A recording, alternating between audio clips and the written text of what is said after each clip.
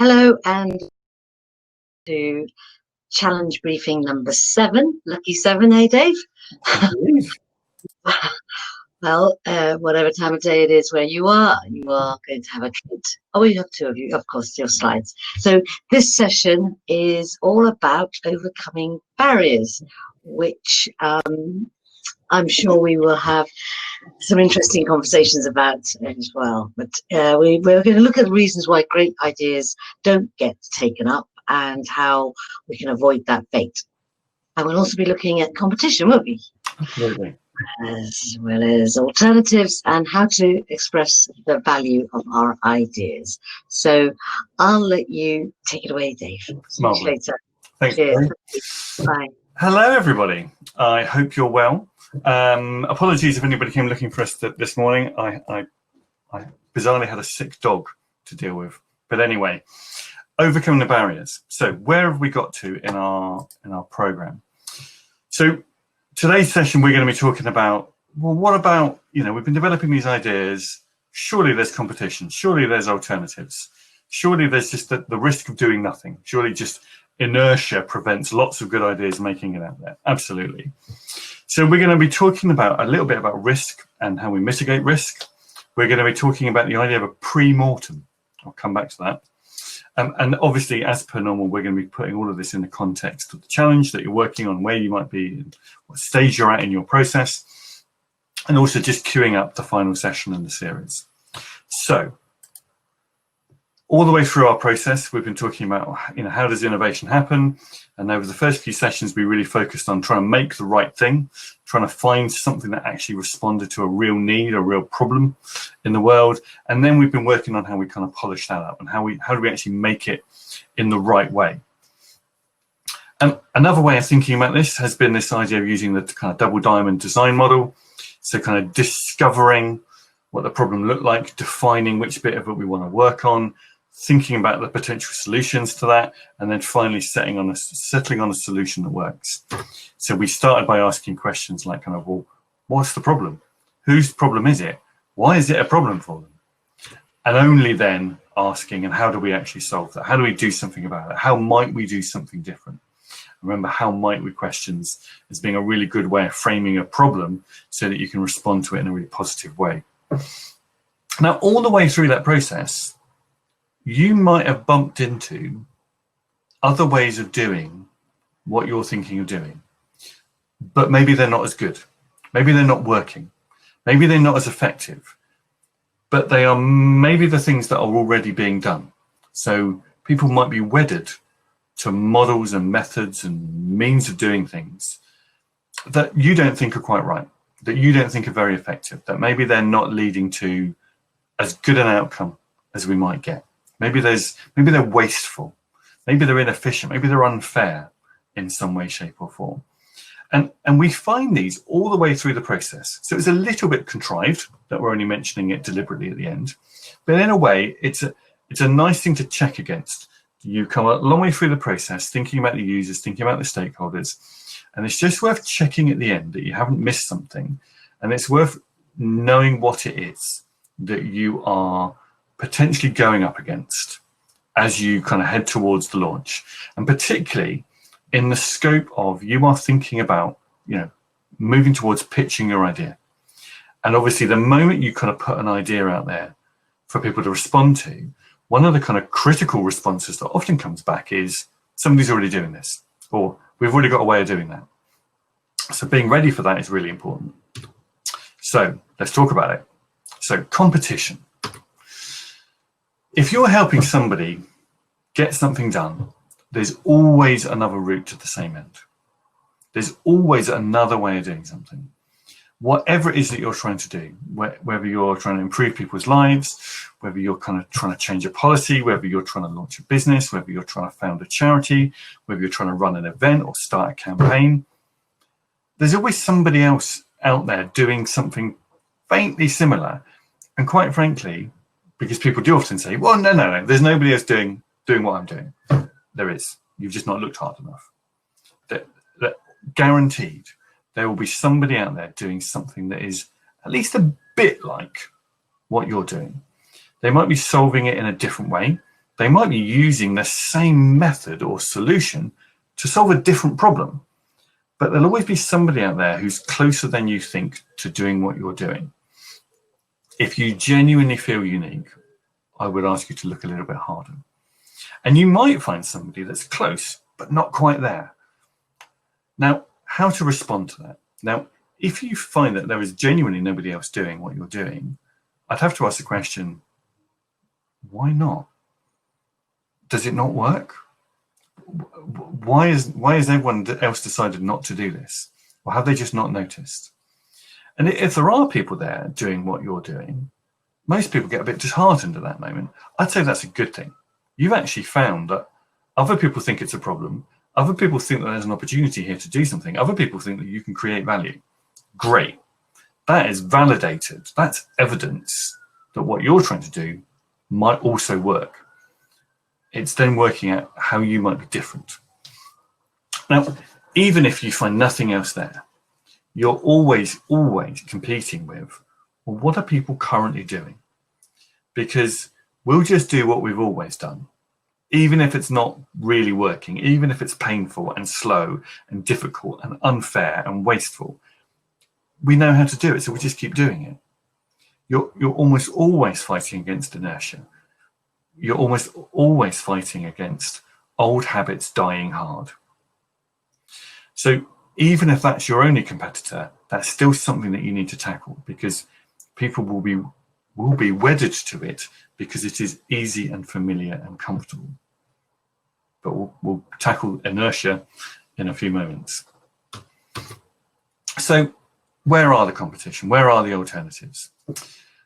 So first question, I think, is, well, actually, are you competing with these things? Depending on what you're trying to do. If you're trying to do something that is fundamentally charitable, that you are not looking to make any personal profit out of this, that you don't need your organ, that effectively you could create something, everybody else could go, that's a brilliant way of doing it, and could take it. If that works to do what you want to do, if that is like, I just want everybody to copy me, that'd be brilliant, great, then you're not competing. Actually, your challenge is to get as many people to notice what you're doing and think it's the right answer as you can, so that they can do it too.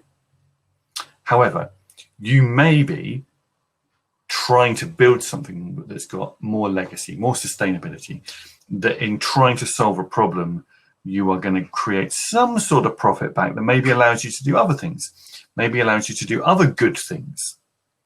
You maybe for one reason or another, you're not trying to put yourself out of business too quickly. So there may be direct competitors, people who are doing what you do. So, maybe you're a car salesman, there are other people who sell cars. But there might be alternative ways to get the same benefits.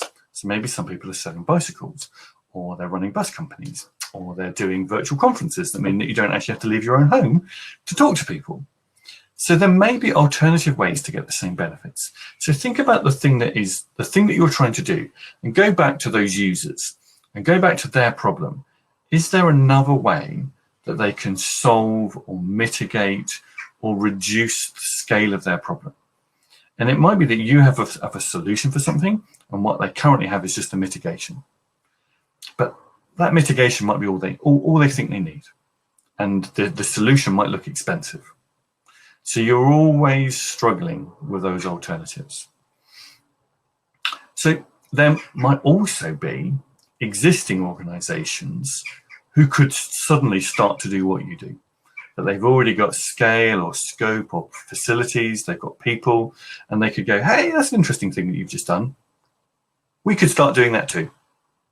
Equally, there might be emergent organizations. Sometimes when you find a space in a situation where nobody seems to be doing something, it's because everybody that's thinking about it isn't shouting about it yet, but they're all doing what you're doing, and they're all just sort of looking, and they're ready to go. And actually, this is really common, that actually, new technologies, new inventions have a habit of being in parallel development.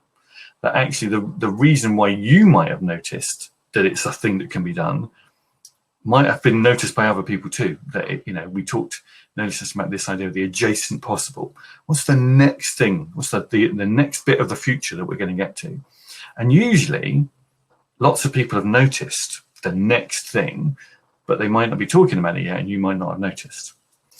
So even if you do feel like you're kind of getting ahead of people, other people might be following you very quickly.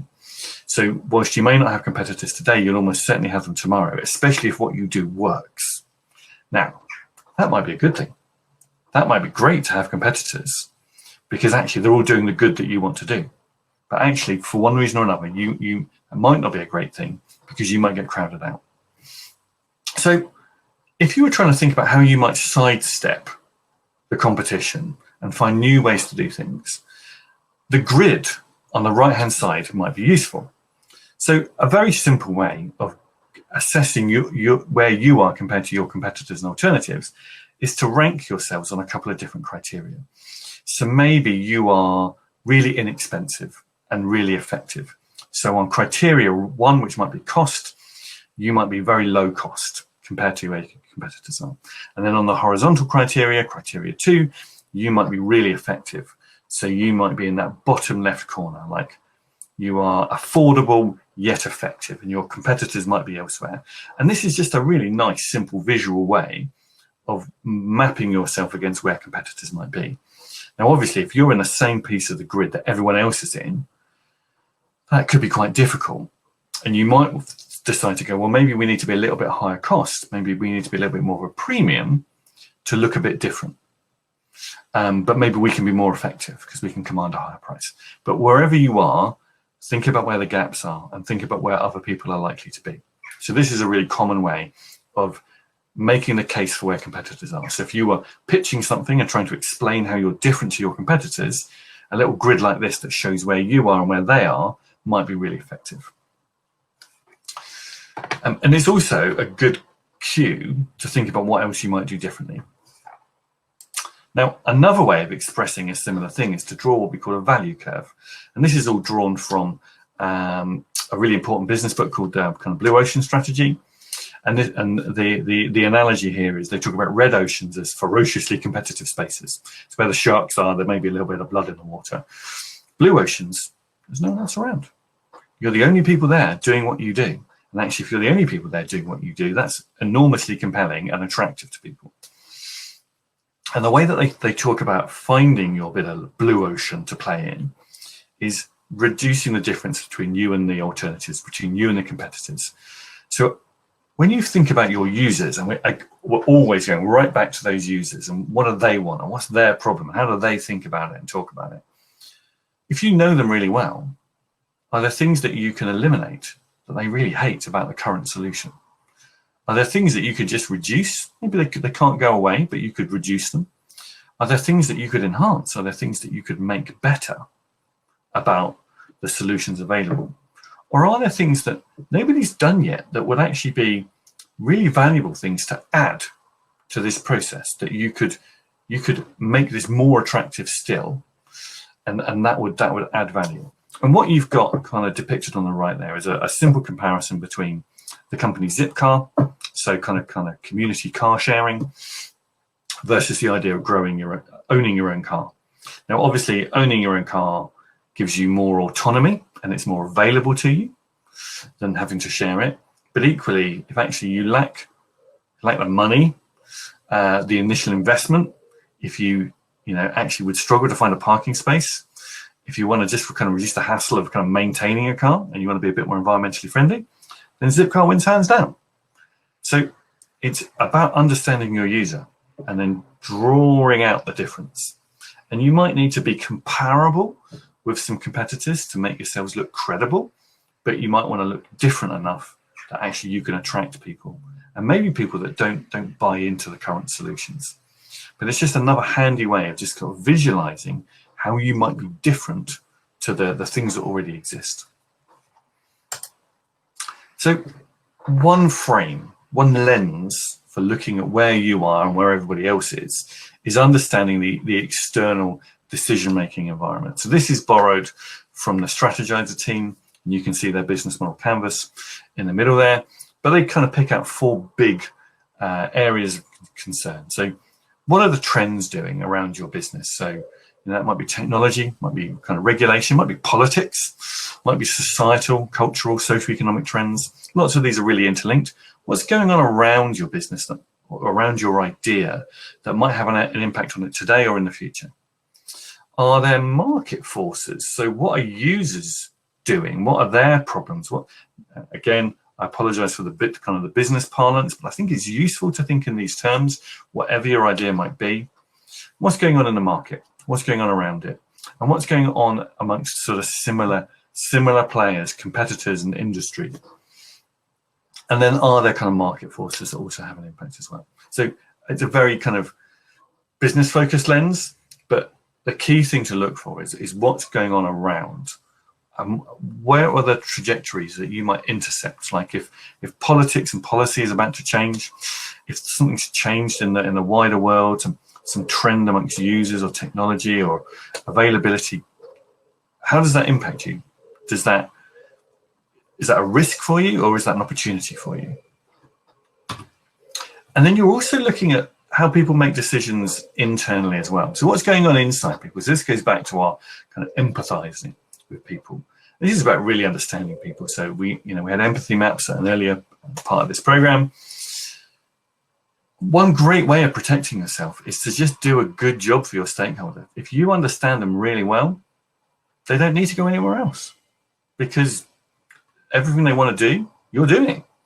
So, use of empathy map, value proposition design, building a great brand that people are loyal to, all of these things really help you hang on to people as well. And however good the competition might be, actually, if people are getting everything they need from you, then they'll stay.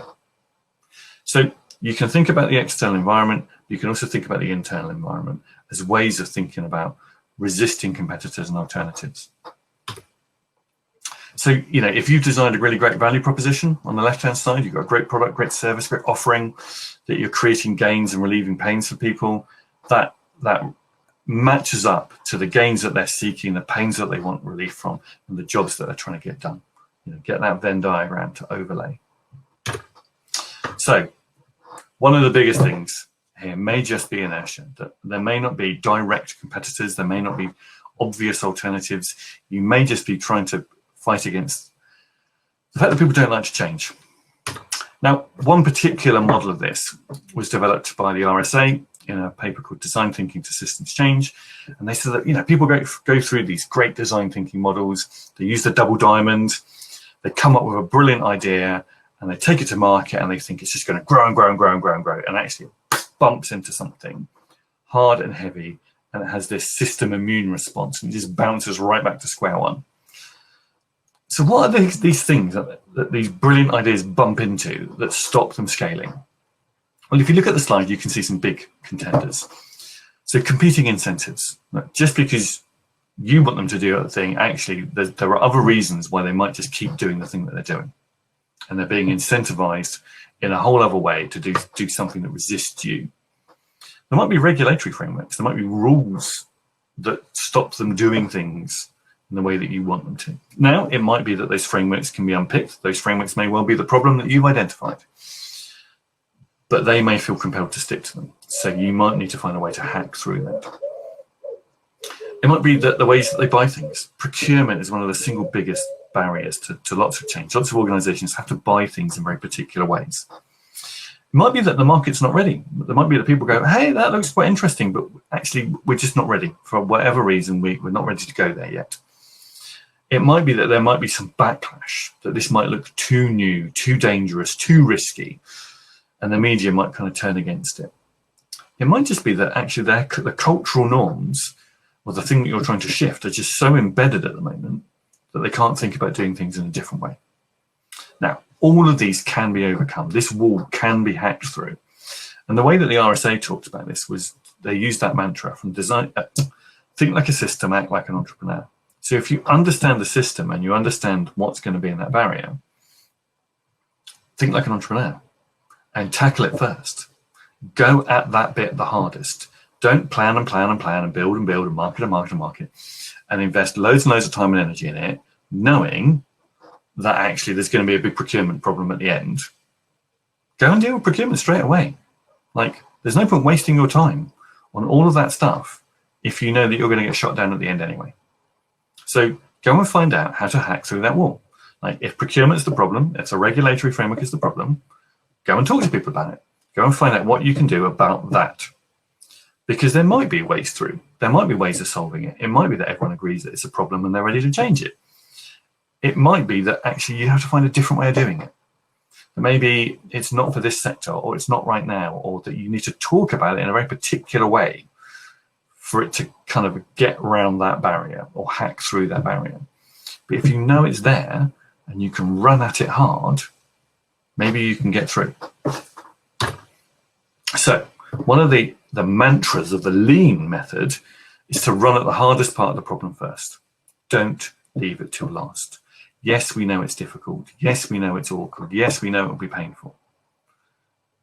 Run at that bit first. Get that bit done, because otherwise you're kind of wasting your time.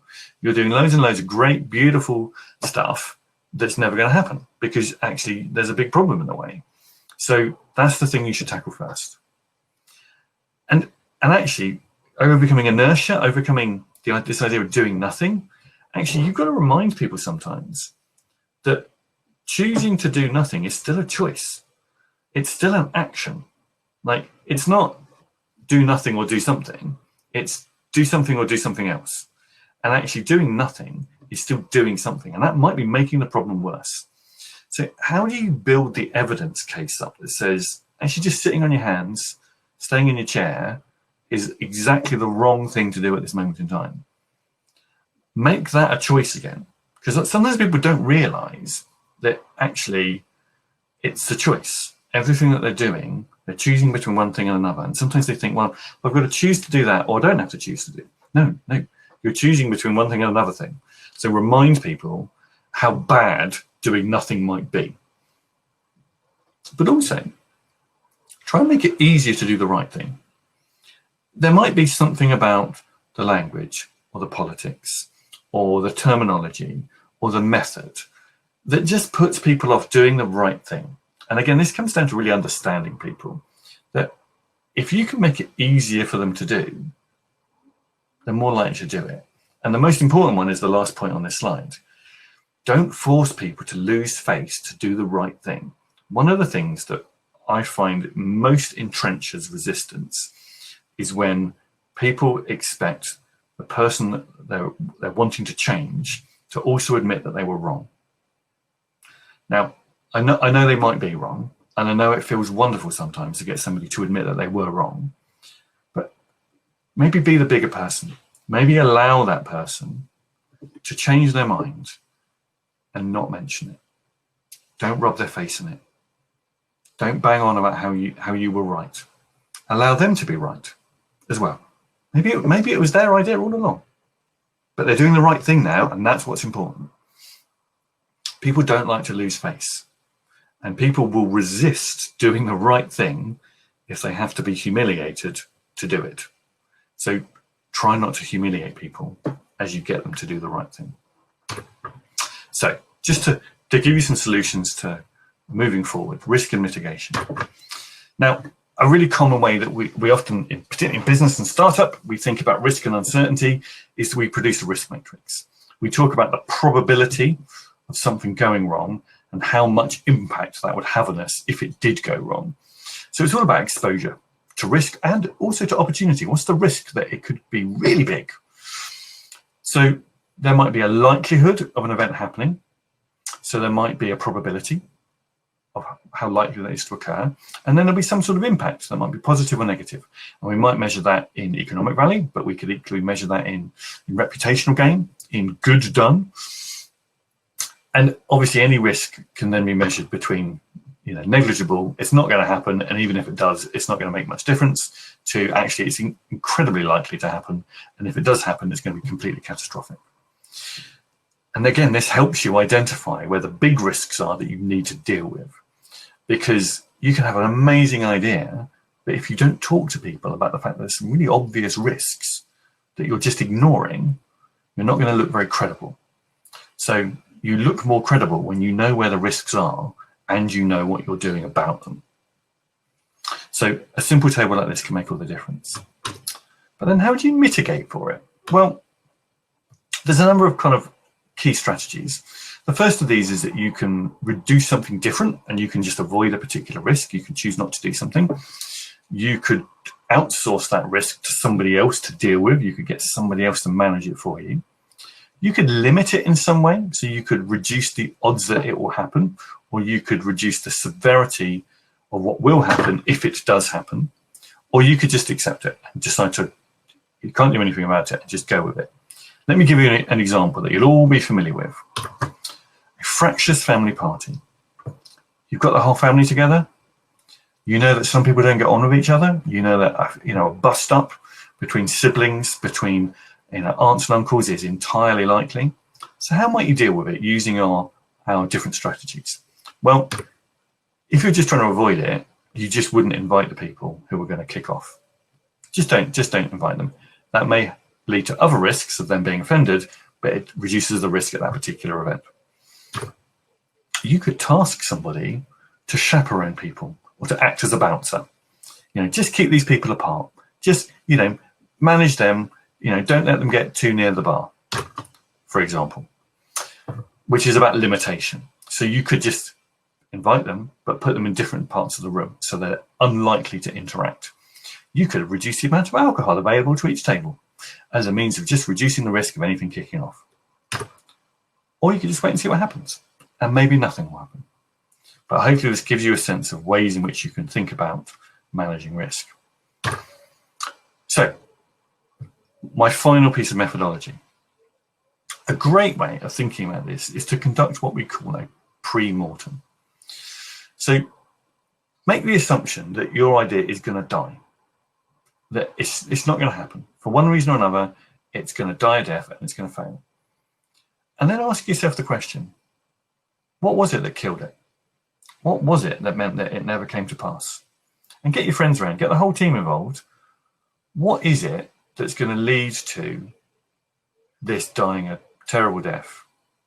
And people will come up with brilliant ideas that actually, once you've done that brainstorm and you've found these flaws, you can tackle them. You can start to do something like, if that's going to kill it, well, let's deal with that then. Let's run at that and let's try and fix that. We're going to make some failures along the way. Some of those we can live with, some of those we can't. That's fine too. But actually, if you can find those flaws early, if you can not just live in ignorance and bury your head in the sand, you could get much further, much faster. There's a great TED talk on this by a guy called Astro Teller, great name, works for X Labs, Google's X Labs, and he delivers a really good TED talk on this subject about the value of celebrating failure. And in their teams, they conduct pre-mortems and they celebrate it when teams decide to kill a project off because they've stopped wasting time and energy on what they call zombie ideas. Zombie ideas are ideas that should be dead and buried, but are still walking the earth. And what they need is somebody to put a spade through them. So avoid zombie ideas. Conduct the pre-mortem. You need to kill it, you need to kill it. Actually, if there are ways to save it, ways to anticipate near-death experiences and avoid them, brilliant.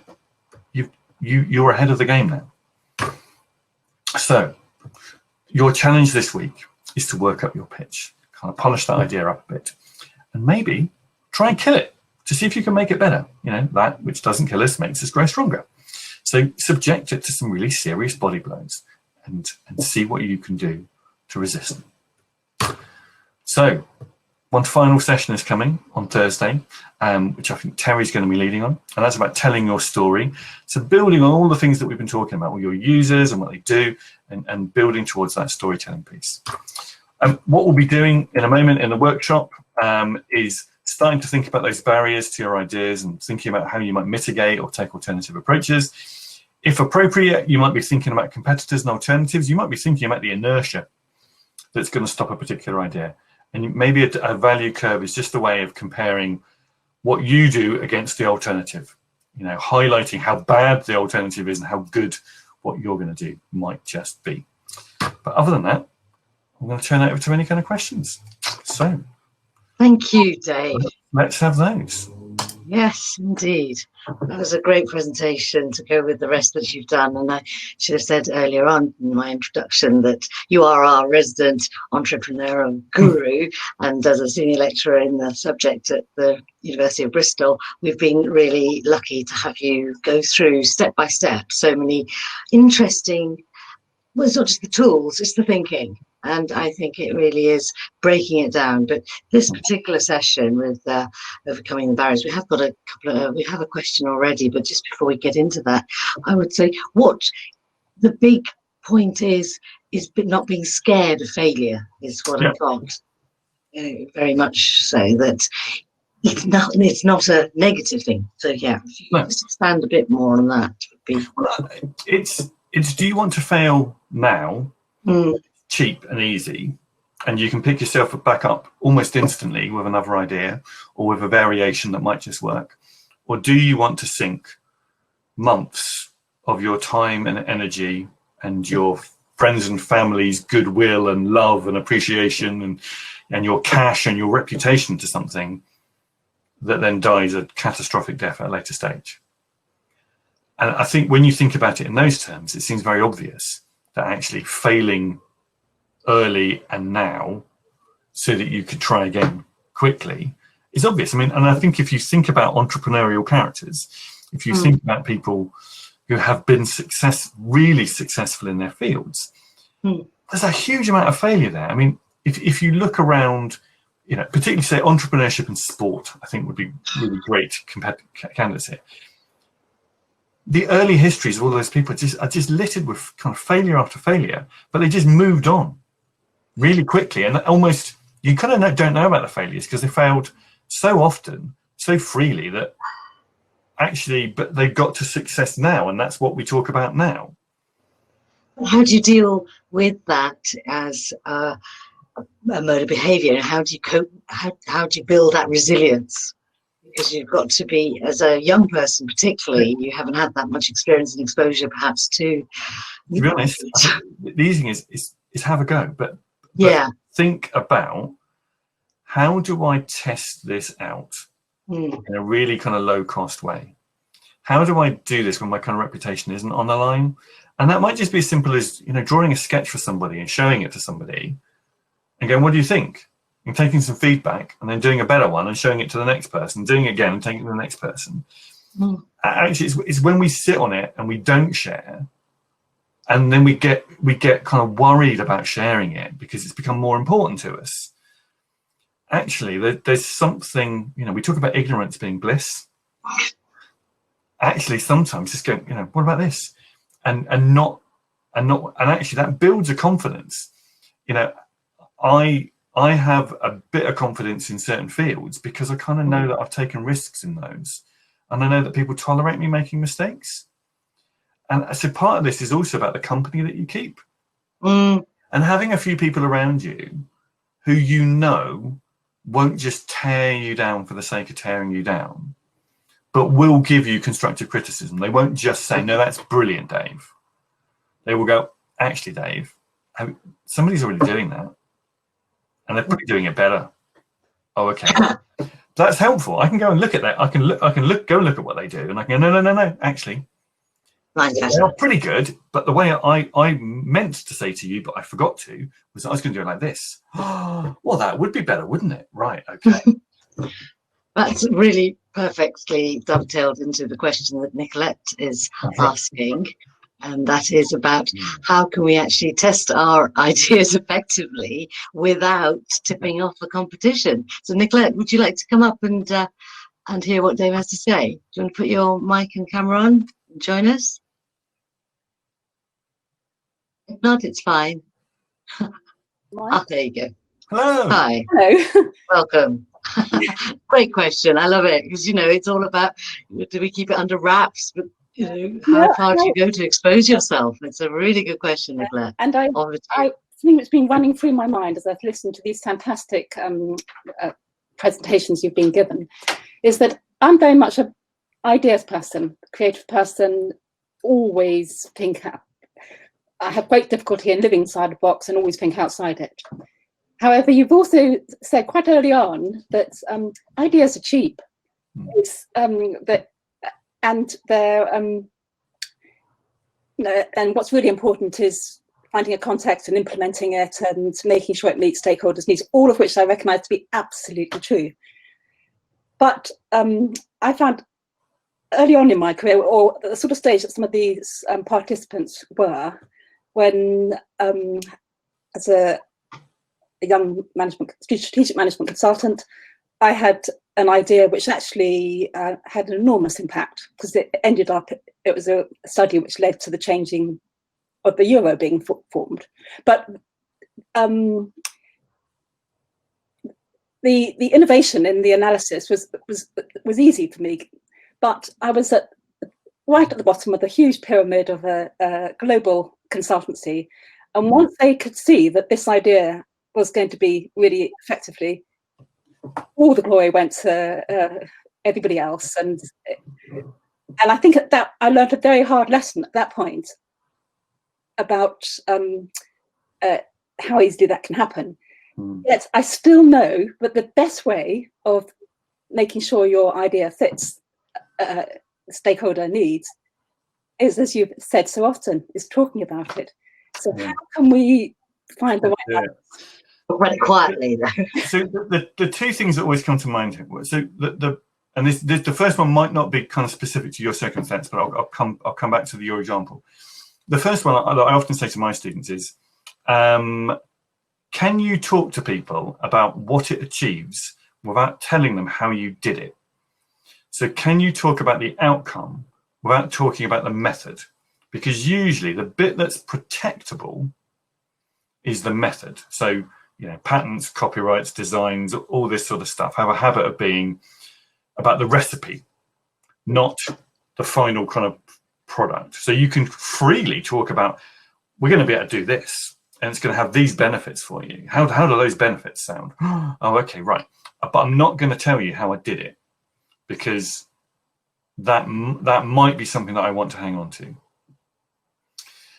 Now, the other piece here, and it strikes me, is that you've really got to assess when you're developing an idea whether actually you also have the means to make it happen. Because, as a junior management consultant, would you have had the means to have taken that idea all the way from your desk to execution? Absolutely not. And this is it. I mean, obviously, you would have deserved a bigger share of the credit for it, but we also have some understanding of the kind of the systems and the people that have to be involved sometimes to bring something to pass. And I think when we're talking, particularly in the context of this event, and we're trying to talk about, trying to do a good thing, trying to bring about a positive change, actually, it goes back to kind of my piece about sometimes being a bigger person and going, you know what, if it gets done, it gets done. Whether it's got my name on it, whether it becomes the Dave Jarman Foundation, fine. If it gets done, it gets done, and I will know the role that I played, and a few other people will also know that. I think the reason why some innovation actually gets stifled is that people cling on to it too tightly, and it doesn't get shared, it doesn't get evolved, it doesn't get adapted, it doesn't get championed by other people. I will never be in every meeting room that I need to be in championing my ideas. Fundamentally, I'm going to need other people to be in those meeting rooms championing my ideas for me. Now, ownership then becomes the difficult thing. This is, and this goes to the bit about, is there a way of protecting, hiding some bit of what you do and how you do it, the method that allows you to kind of retain a stake? And it's then it's about understanding what stake you want to have in this at the end. Like, would you rather have 0.5% of an amazing thing that works brilliantly, or would you rather have 100% of a thing that never came to pass?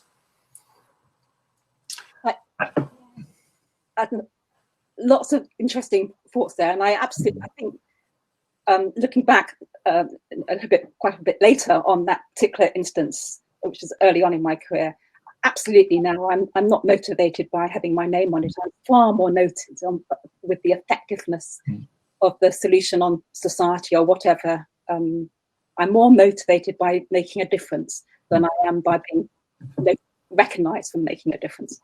However, I also tend to go a bit too much in that other direction. So I do far too much pro bono work and then struggle actually ever asking for. But that's another story. The the other observation I was going to make about your last point was about sort of trying to identify whether you want to have 0.5% or of it and what sort of stake you want. That makes much more sense when you're talking about a commercial product. When you're talking about wanting to make some intervention in a system, whether it's agri-food system or I don't know, it's much harder to articulate what sort of stake you need to rather than a question. No. It's a great observation. I think it is a challenge for all of us. I think separating out the outcome from our role in it. Now, what's interesting, and I don't know if I've recommended this before, but I've just been reading this over the summer. Matthew Said's Rebel Ideas. It's been really interesting. And one of the things he talks about actually in the last chapter that I was read this morning was he talks about the value of giving rather than taking. And actually, there's been a number of studies that suggest that kind of often early in a career, those people who take more than they give seem to do better. But actually, over the longer career, those people who seem to give more than they take seem to do better, because actually we are rewarded by our connectivity. So the more we collaborate, the more we connect with other people, the more we network, the more we exchange, rather than simply kind of gathering all the things that we could be gathering up to ourselves. Actually, these things do have a habit of coming back around. I'm not going to suggest that I necessarily believe in karma, but I'd like to. There's something about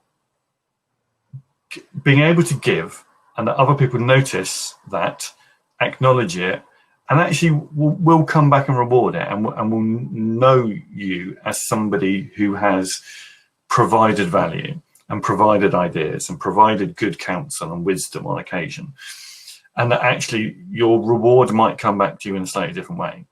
Now, there might be people listening to this going, Dave, what a load of hippie rubbish. And they're welcome to that opinion. It's not my opinion. No, it's not just hippie rubbish. It's a fundamental. Yeah, actually, I mean, my book makes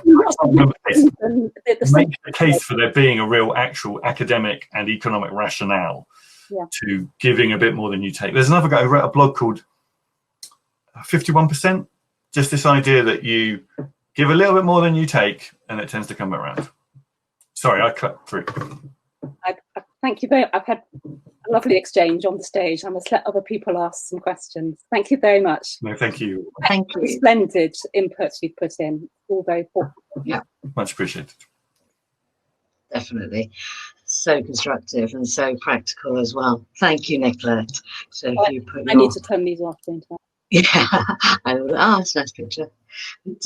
Somebody's asked about being innovative. What makes something innovative? Can you remind us? It is a good, timely question because it's about what brings that competitive edge. Yeah. So for me, it's something that creates new value.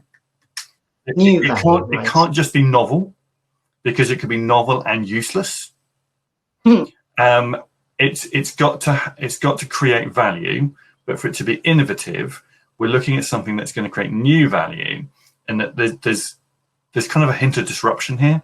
It may be a very incremental innovation. It may just be a subtle shift that allows something slightly new, but equally it could be something that's actually pretty disruptive. And I use the word disruptive slightly cautiously. Lots of people talk about disruptive innovation as being like the thing to do. But that word disruption, it's good and bad. Like when things get disrupted, yes, new opportunities get created, but it does also harm people who have their interests vested in the current way of doing things. And the people who have vested interests are not always evil. Disruptive innovation need not be a good thing. You know, Silicon Valley and its move fast and break things kind of mantra, not always helpful. Look at the damage being done to sort of civic society by some of these technologies. So I think the new bit allows you to be slightly ahead of everybody else for a while, creating new value, and it just means that you may be in a position to profit from that value. Now, whether that's economic profit, or social profit, or intellectual profit, or cultural profit, that's your call. But yeah, that would be my answer to that. Yes, there's been a lot of, in the past, work done on chaos creating change, and there is that balance always to maintain, I suppose, and to have what's the damage, collateral damage or otherwise. Question from Michael now, and Michael, maybe you could come up as well, because it's about if it's ideas based, would getting out there and promoting your ideas to the world and being associated with the idea or the system via identification with that idea or process through exposure, would this ensure, you didn't quite finish that, but I would imagine, would it ensure the success of it? Michael, do you want to come and finish your sentence? But I think the gist of it is that if it's about getting your ideas out to the world, and you get in that way acquainted with, you're associated with that good idea, is that what it's about? Exposure. Yeah. Is that right, Michael? Happy to be. If Michael's going to join us, great. I'll just to start to respond. I think some ideas seem to benefit from being attached to an individual, and some ideas don't seem to particularly benefit either way from being attached to an individual. And I think some ideas probably lose out by being attached to a particular individual. And it goes back to kind of questions of credibility and authenticity, that if the person saying it adds credibility to an otherwise maybe unorthodox message, this looks ridiculous, but actually that person said it, so it can't be ridiculous. Maybe they're borrowing some credibility from some other field or previous work that helps. And likewise, authenticity, that whilst they may not have track record, they look like the right person to say it. They've got a good story.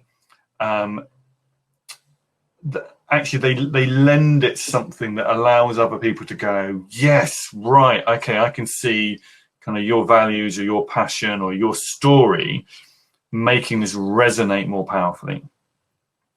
I think it's something to test.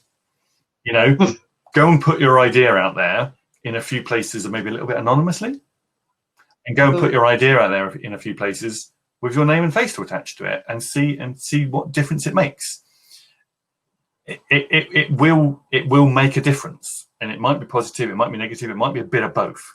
It might be that your credibility helps access some audiences but puts off others. I know that sometimes my particular persona and manner of delivery works for some people, and other people it doesn't work for at all. And sometimes you just have to go, actually, no, I'm going to say this very quietly, and maybe somebody else who's more credible in that audience might pick it up and champion it. And that might be far more effective than me doing it. Yeah. I think there is a definite balance there, and it's about the familiarity can breed contempt, and fresh faces are always good to hear. But one thing I wanted to just align with that is for young people to have that opportunity to bounce off ideas. Are there any specific groups, not think tanks, but just sort of sounding boards, if you will, that they could go to? Because sometimes, it's like why counselling works, for an external, objective person to listen to whatever it is that you want to speak to, as opposed to somebody who knows you. Is there some way? It's very context dependent, because in a way, right, you're looking for you're kind of borrowing credibility. So one of the challenges that always faces young people is that they may not appear to have the credibility to take an idea all the way through to kind of execution, especially amongst people who don't look like them, especially amongst older people who maybe are looking for an older face to say it. And that's where having a mentor or having an expert that you've consulted along the way adds real value, because it's not just you, it's you and your grey-haired friend also said it. Right, okay. And lots of startups often bring in a sort of a grey-haired veteran to confront them to certain audiences. But then that's not to dilute the effect of the younger people who had the idea. It's just that, you know, we like the idea of a salesperson who looks appropriate to the idea. So, yeah, I think. Yeah, no, I mean, I think in a sense, this event and a lot of the people involved in this event are great sounding boards. Yes, absolutely, You know, absolutely. use LinkedIn, find people who are 1 or 2 jobs into a career or Yes. a pathway or an organization that you think is the right organization to lend credibility, and reach out to them. Yeah. And they might be able to Yeah. just say, look, you know, if I bought your coffee, could we have a chat about what you think about this? Or can I find out more about how your organization works? Most people love talking about what they do. They're more than happy to be bought coffee. And if it's not about, I want you to endorse my idea, I want you to give me a job, because those are difficult asks. If it's just like, can I pick your brain in return for a coffee? That's pretty easy. That's perfect. As I say about LinkedIn group, and also just using exactly that. A lot of people have, in various organisations I've worked with, have done very well with doing that. And it's having a bit of chutzpah to do it, though. Yeah. It is a bit of nerve to approach somebody, and I think that's worth practice. Try it once. Often you will have to ask 10 people to get one. Yeah, but that one response they're not all jumping over to speak to you, and then you feel good about doing it again, and that will help you get up again. So, final question for now is from Nicolette as well, again, but I will leave her there because you suggested, we've got 5 minutes now for, you suggested ways of mitigating risks. What can we do about systematic risk that is left unintended? Another cracker. Yeah. Whoa. Okay. So I think the first thing to do is be aware of them, anticipate them as much as you can. You will not spot all of them, but the more people you talk to, the more people you get feedback from, the more you test it. When it's just sitting on a whiteboard or when it's sitting on a piece of paper, it's not tested, it's not robust. When you've chatted to a few people about it, or you've actually tried to do it, you will quite rapidly find out the things that are wrong with it. Oh, they all reacted like this. Actually, every single person said this. I hadn't even thought of that. But you found that out now. Now you can work with it. You will never take all of the risk out of it. But actually, if you're trying to get people on board, they don't want to see naivety. They want to see that you've taken it out and you've tested it and you know where the risks are. And no, you can't take them all out. It's impossible. But you seem to at least have a plan as to how you might reduce it. And you know, I talk to my students about their ideas all the time. And what I often say to people is, what I kind of don't want you to present me with is like a really huge opportunity, unicorn of a business idea, where you've completely ignored all the risks. I'm simply not just interested in the upside. By all means, present me a much smaller opportunity, but if you've really robustly analysed the risks and opportunities, I can see that you've followed a really good process. And what I mark my students on is how good a process they have, not how good their idea is, because fundamentally my view of their idea is hugely subjective. My view of their process is, I'd like to think, much more accurate. But I can judge them that they've followed a good process. And fundamentally, the wider world will judge whether they've got an idea. And let's face it, there have been brilliant ideas that have been at the wrong time, or presented by the wrong people, or presented in the wrong way. It's so subjective, actually. But the better your process, the more rigorously you've analysed and tried to assess the possibilities, the more often you've been out and spoken to people and asked them and gathered feedback. You know, if you can turn around to me and say, look, I did pitch this to 10 people who absolutely fit who I think my stakeholders are, and 8 of them said this would really help them and it would make a huge difference in their lives, great. Much better than saying, I think this idea is going to do incredible stuff for loads of people, but no, I've not spoken to anybody about it yet. But I've got a beautiful logo.